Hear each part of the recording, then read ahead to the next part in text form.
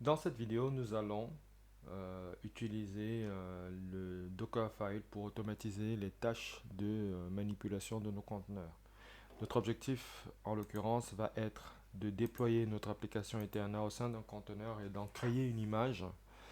Et pour cela, en fait, au lieu de taper des commandes au sein de l'invite de commandes l'une après l'autre, nous allons les regrouper au sein d'un Dockerfile et nous allons builder notre image à partir de ce Dockerfile.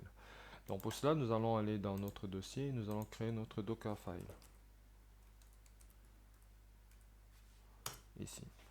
Donc à partir du Dockerfile que nous avons créé, nous devons nous assurer d'avoir la bonne orthographe. Nous allons euh, copier le contenu de...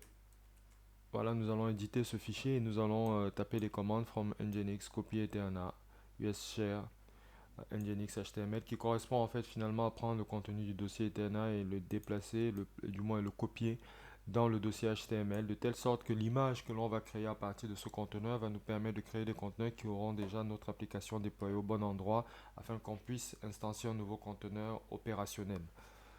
Et donc opérationnel dans le sens où qui nous permettra d'accéder à notre application web en fait via un navigateur. Donc ça c'est fait. La prochaine étape va consister à se placer en ligne de commande, plus précisément dans le dossier dans lequel se situe notre Dockerfile.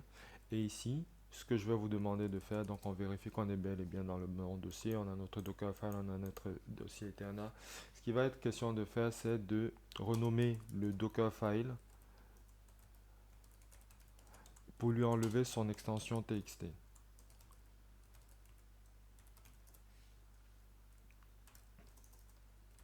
Voilà, il n'a plus la même extension. Ce qu'on va faire, c'est qu'on va quand même vérifier que le contenu de notre Dockerfile est resté cohérent.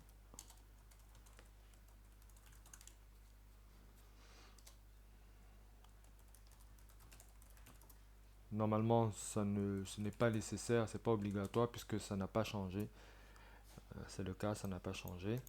Alors, une fois que ceci est fait, la prochaine étape euh, va être de builder notre image. Mais avant cela, affichons les différentes images qui sont présentes sur notre machine. Voilà, ok, super. Donc, à partir d'ici, on va tout simplement builder notre image en fait. Donc, ce que je vous propose de faire, c'est de taper la commande docker build -t. On va appeler cette image Eterna.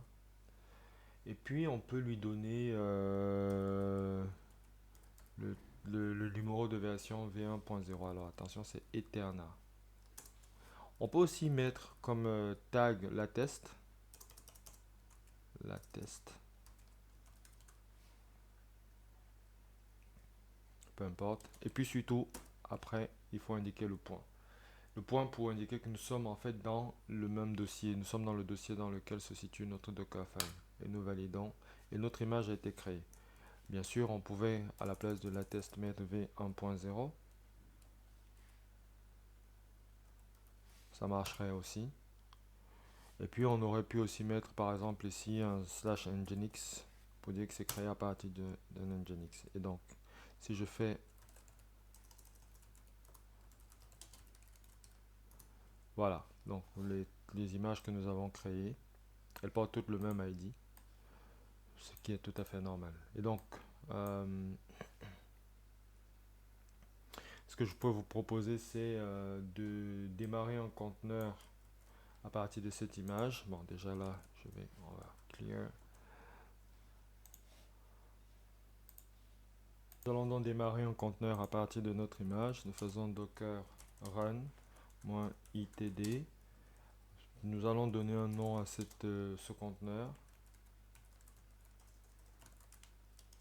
Nous allons procéder à la redirection de port comme nous l'avons déjà fait dans le passé.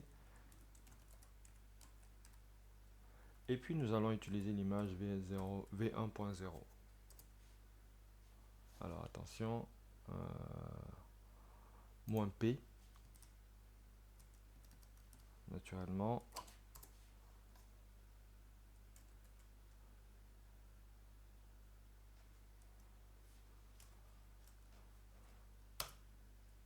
Voilà. Donc notre conteneur est en cours de fonctionnement.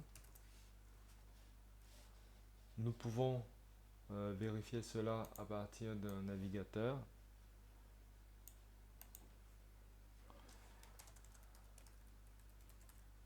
Nous allons sur le port 8080 et notre application web nous est retournée.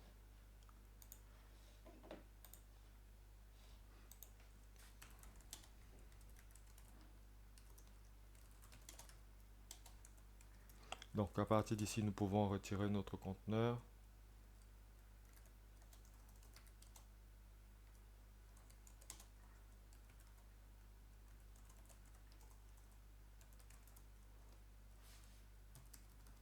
Eterna.